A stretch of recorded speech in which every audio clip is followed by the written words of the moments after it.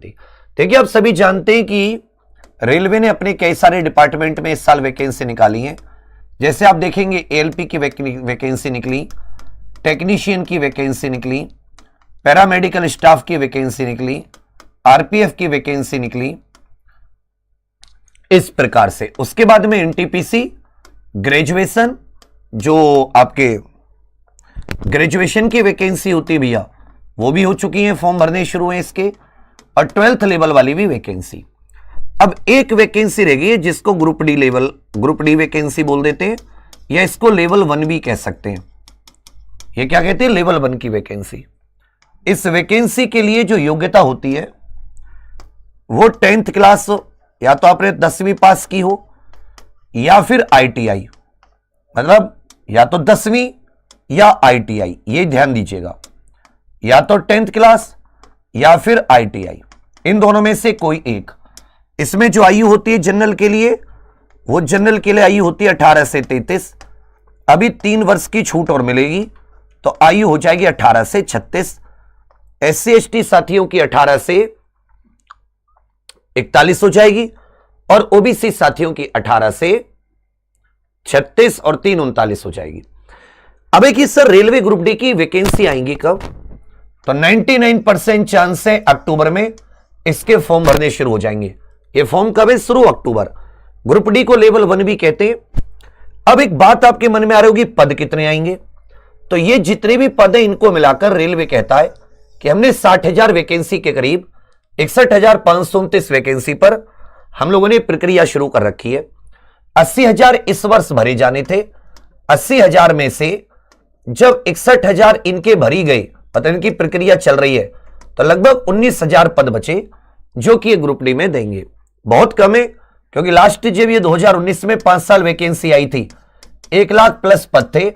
अब 1 लाख प्लस पद से 19-20 हजार पद, मतलब 80% की गिरावट। तो ये बहुत ही मतलब एक चिंताजनक स्थिति है। ये जितने भी आप लोग रेलवे में जॉब का सपना देखते हैं उनके लिए एक चिंता की बात है, क्योंकि जितनी भी एक एलपी में तो उन्होंने वैकेंसी बढ़ा दी, वो भी उतनी नहीं जितने पद खाली थे, परंतु बाकी आप देख रहे हैं, बाकी इसमें इनका कोई भी बढ़ाने का प्लान नहीं है। बहुत ही कम, जैसे एनटीपीसी में 12th लेवल पे मात्र 3,445 वैकेंसी, ग्रेजुएशन पे 8,811, जबकि कह रहे हैं कि जब एनटीपीसी लेवल 4, 5, 6 में 16,154 पद भर रहे हैं, तो ये भी गलत चीज होगी। 16,154 तो है नहीं कि उन्होंने वैकेंसी तो 8,000 निकाली है। तो ये थोड़ी चुनौती की चीजें हैं, जिसको लेकर आप ट्विटर के जरिए या जैसे भी ईमेल, पत्र इत्यादि के जरिए शांतिपूर्ण तरीके से अपनी बात प्रधानमंत्री तक, रेलवे बोर्ड तक पहुंचा सकते हैं। हमने आज ट्विटर कैंपेन करने की भी कोशिश की। आप लोग ईमानदारी से बताइए, ऑनेस्टी से, कितने लोगों ने इस ट्विटर कैंपेन में हिस्सा लिया था? कितने लोग ऐसे जिन्होंने इंक्रीज एनटीपीसी वैकेंसी? क्योंकि अगर आप ये सोच रहे हैं कि आपके बिना ट्वीट किए, आपके बिना बोले, और सरकार इतनी आपके लिए दयावान हो जाएगी कि वो आपके लिए सारे, ओ भाई जितनी वैकेंसी तुम्हारी चाहिए उतनी ले लेगी, ये बहुत मुश्किल है। हालांकि हम लोग रेलवे की तैयारी एग्जाम पर ऑफिशियल एप्लीकेशन पर करा रहे हैं बहुत अच्छे से, पर तैयारी तो तभी हो ना जब वैकेंसी आपके लिए हो, तभी तो मन लगेगा आप लोगों का कि हाँ। अब उसे भी जब आप आरआरबी वाइज बांटोगे, ज्वाइन वाइज बांटोगे, तो आपको दिखेगा कुछ भी वैकेंसी नहीं आ रही। तो ये बहुत एक बड़ी उम्मीद है, बहुत सारों ने नहीं किया था। तो अगर हम लोग सारे लोग मिलकर एक नेक्स्ट वीक, नेक्स्ट हफ्ते या 3-4 दिन में एक और ट्विटर कैंपेन करते, तो आप लोग सब लोग शामिल होइएगा। क्योंकि सोचिए, ये ग्रुप डी लेवल 1 की जो वैकेंसी होती है 10th क्लास पास के लिए होती है, या तो 10th क्लास हो या आईटीआई, दोनों में से कोई एक। जनरल के लिए 18 से 33, 3 वर्ष आयु की छूट भी रहती है। एससी एसटी साथियों के लिए 41 वर्ष, 18 से 41, और ओबीसी के लिए 18 से ये हो जाएगी 39। अब एक चीज और समझिएगा कि जब 80,000 के पदों पर 61,000 की प्रक्रिया चल रही है, तो 19,000 बचे। कहां 2019 में 1 लाख पद आए, और कहां 2024 में, जबकि ट्रेनें नहीं शुरू हुई हैं, ट्रेन की दुर्घटना बढ़ रही है, जिसमें ट्रैक का भी कोई रोल हो सकता है, और ज्यादा मेंटेनेंस, और ज्यादा, मतलब जब कहीं विकास होता है तो नौकरियां बढ़ती हैं, कोई चीज बढ़ती है तो उसमें चीजों में वृद्धि होती है। परंतु यह बहुत ही आश्चर्यचकित करने वाले तरीके से 80% वैकेंसी कम हो जा रही है। तो इसके लिए हमारे पास तो एक ही साधन रास्ता है कि हम ट्विटर से प्रधानमंत्री रेल मंत्री जी से हाथ जोड़कर निवेदन करें कि वो बेरोजगारों की बात सुने, उन तक बात पहुंचाई जाए। उसके लिए ट्विटर कैंपेन अच्छी चीज है।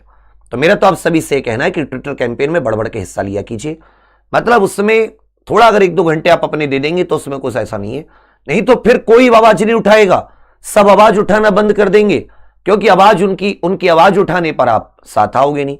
आवाज उठानी बंद होगी तो आप जानते हैं जो है ये भी धीरे धीरे कम हो जाएगा। तो कोशिश कीजिए, ये बात आपकी समझ में आ रही है। बाकी मैंने फिर से आपको बता दिया, 10th क्लास से ITI, 18 से 36 जनरल, 18 से 39 OBC, 18 से 41 SC/ST साथी भर सकते हैं। इसमें आप तो 10th या ITI दोनों में से कोई एक होनी चाहिए। ITI नहीं है तो 10th नहीं है तो ITI। बाकी आप सभी के लिए बहुत सारी शुभकामनाएं। एग्जामपुर के साथ बने रहिएगा। एग्जामपुर ऑफिशियल एप्लीकेशन जरूर डाउनलोड कर लेना। हम लोग RPF के लिए भी आवाज उठाए, ALP टेक्नीशियन, NTPC सबके लिए, परंतु जैसे हम लोग पहले याद हो 2019 वाली NTPC भर्ती के लिए सब लोग एक साथ आवाज उठाते थे, तब तक बात नहीं बनेगी। कुछ बच्चे पूछ रहे हैं ITI 10th, बेटा जो एजुकेशनल क्वालिफिकेशन में लिखा हुआ है या तो 10th या ITI या लगा हुआ है, मतलब दोनों में से कोई एक, दोनों में से कोई एक। ठीक है, चलिए, थैंक यू, जय हिंद।